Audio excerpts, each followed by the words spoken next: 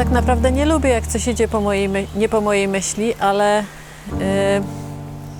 chciałabym się nauczyć tego, żeby to lubić. I uczę się w sumie, bo po jakimś czasie, jak coś idzie nie po mojej myśli, to po jakimś czasie się okazuje, że to nie po mojej myśli było lepsze niż to, co bym wymyśliła. Trzeba by się poddać temu, że jak coś nie idzie po mojej myśli, to idzie po jakiejś innej, wyższej myśli i że to jest dobrze dla mnie. I trzeba by na spokojnie zgadzać się na to, co się zdarza, bo się po jakimś czasie okazuje, że to jest dobre. I brać z tego albo jakąś lekcję, albo jakoś się do tego ułożyć. Tak pokornie trochę to przyjąć. Są pory roku w naturze i wszystko ma swój czas. I wszystko ma swoje tempo. I życie ma jakieś tempo. I życia nie można ani przyspieszyć, ani zwolnić. Idzie w swoim tempie. Ja miałam kiedyś tak, że bardzo pędziłam i chciałam wszystko zdobyć szybko i tak trochę na siłę i miałam poczucie, że pędzę, że biegnę. A teraz wydaje mi się, że to nie jest dobry pomysł. To na życie jest lepszy pomysł tak na spokojnie. Tak, żeby w swoim czasie, pomalutku, robić to, co trzeba i tak się trochę wyluzować i zwolnić tempo. I następuje taki paradoks, że jak tempo jest wolniejsze, to można zrobić więcej i można zrobić różne rzeczy szybciej. Że na spokojnie to jest po prostu lepiej jakościowo. I że na przykład coś idzie inaczej po to, żebyśmy się albo przygotowali, albo dali sobie czas, albo się czegoś nauczyli. Tak jakby wydłużone to jest w czasie, że to będzie później. I że potrzeba czasu, dojrzałości naszej, mądrości, albo że mamy się czegoś nauczyć i dopiero potem to zdobędziemy. To jest jakiś rodzaj dojrzałości, bo może tylko dojrzały człowiek potrafi odpuścić. A niesamowite rzeczy się dzieją wtedy, kiedy to odpuszczanie następuje, bo coś idzie wtedy po wyższej myśli, a te wyższe myśli są mądrzejsze niż moje własne, takie malutkie. To jest takie fajne. Jak coś idzie nie po mojej myśli. Lubię, tylko później. Nie lubię od razu. W trakcie, kiedy to się dzieje, to bardzo nie lubię. Jestem wściekła, albo płaczę, albo jakaś jestem przerażona, że coś jest nie tak, po prostu nie tak miało być. A potem się okazuje, czasem po paru miesiącach, ale zwykle po paru latach, że tak, właśnie tak miało być.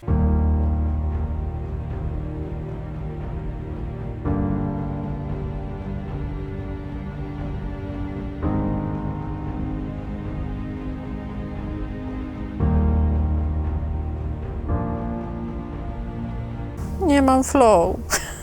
Masz flow, ale o co tam chodziło? No zwolnili go? No mówisz... dobra, wiesz co, pracuję teraz z takim mężczyzną, który miał taką trudną sytuację, ponieważ został zwolniony z pracy.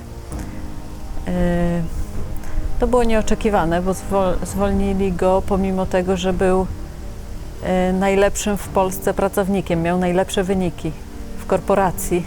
Nie będę mówić nazwy. Po chyba 20 paru albo nawet 30 latach pracy w jednym miejscu.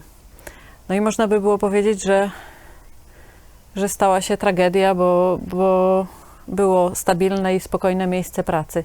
Ale on wykorzystał tą sytuację w taki sposób, że pomyślał o tym, że to jest dla niego szansa, zmiana w życiu.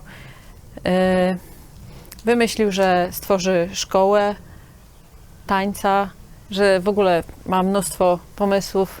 Dostał odprawę i zainwestował te pieniądze w nowe projekty.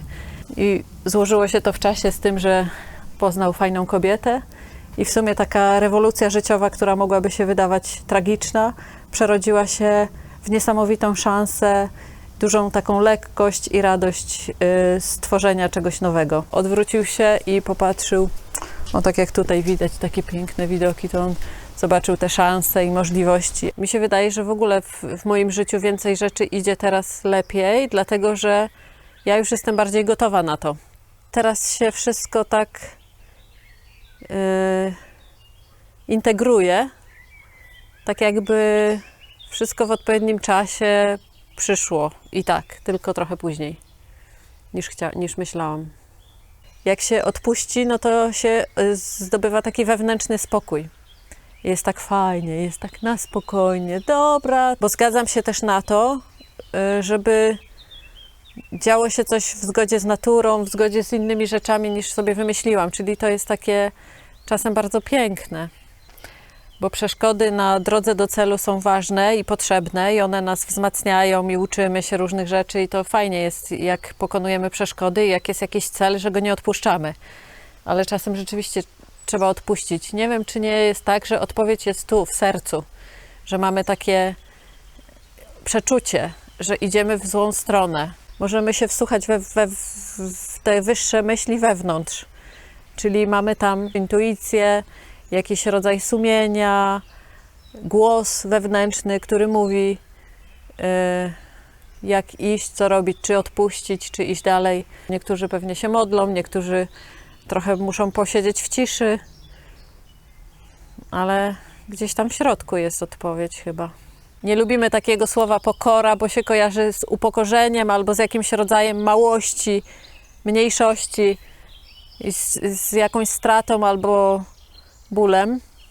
Ale tak, to takie odpuszczanie jest pokorne, że my jesteśmy takimi ludźmi, którzy zgadzają się na to, że jesteśmy mali, że nie wszystko możemy.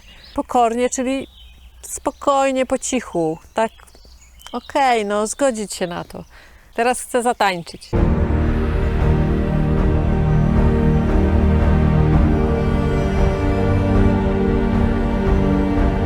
No dobra, no to jest tak, że coś nie idzie po naszej myśli i w tym wszystkim potrzeba mieć luz. No to przykładem jest to, że dzisiaj poszliśmy nagrywać film, bo tak się umówiliśmy. Zaczął padać deszcz, a my nadal szliśmy, czyli nie odpuściliśmy, ale zgodziliśmy się, że to jest, może to o to chodzi, że po prostu robię swoje, ale niekoniecznie w taki sposób, jak sobie zaplanowałam, tylko coś mi podpowiada, jakieś inne ścieżki, inne drogi, ale ja nie odpuszczam, idę dalej i robię to trochę inaczej. To jest takie w ogóle bardzo twórcze. Myślę, że w ogóle życie wymaga twórczego myślenia i trzeba się tak przystosować jak artysta do życia.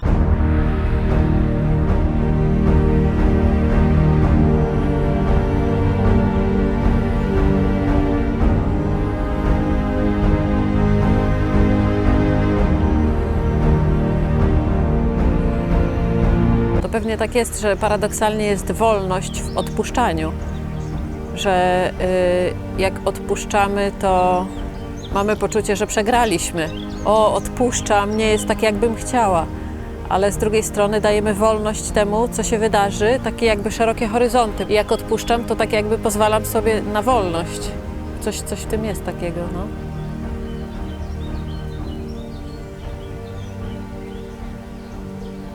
Czasem bywa tak, że kobiety czy ludzie w ogóle realizują swoje marzenia, ale jak się bliżej przyjrzeć, to się okazuje, że to nie są ich marzenia, że to są marzenia rodziców na przykład. I co? No i niektórzy idą, bo po prostu się przyzwyczaili, że robią coś dla innych albo robią tak, jak inni powiedzieli i robią te marzenia, wkładając jakby je do siebie i myślą, że robią to, że to są ich marzenia. Ale no jak się odkryje, że to nie jest takie w zgodzie ze sobą i że to jest marzenie rodziców albo swoje własne stare, ale takie przestarzałe i takie niedobre, no to wtedy warto odpuścić takie marzenie i realizować swoje własne. To jest bardzo trudne rozpoznać, które marzenie jest czyje. Coś, co jest takie nasze, to jest coś, co potrafimy i bardzo lubimy robić. To jest coś, co jest talentem. No w ogóle fajnie jest połączyć to z pracą zawodową. Nie zawsze to się da, czasem można robić to poza pracą zawodową, ale dobrze jest robić coś, w czym jesteśmy dobrzy i z czego mamy frajdę. To jest taki wewnętrzny talent. To tak jak dzisiaj, nakręcamy film i mamy frajdę, bawimy się, mamy flow i robimy coś, co lubimy, a jednocześnie to może być jakimś rozwojem dla nas, dla kogoś, ktoś może z tego skorzystać, ale musi być zabawa, musi być radość w tym. Czyli dobrze jest w życiu robić w ogóle coś, co się lubi robić i w zgodzie z tym, co się chce i jeszcze coś, co się umie. Albo się chce nauczyć, bo można nie umieć, ale chcieć się nauczyć. Czyli wszystko się ze sobą łączy, że coś nie idzie po naszej myśli, musimy to przyjąć na spokojnie i odpuścić. My wszyscy ludzie jesteśmy jakoś ze sobą połączeni, nasze myśli się łączą, w ogóle jakaś energia tutaj przepływa w świecie. Dzieją się takie rzeczy, na które nie mamy wpływu i których nie rozumiemy i my jako jeden człowiek nie możemy zrobić nic sami. Po prostu musimy się oddać temu, że jest jakieś większe połączenie.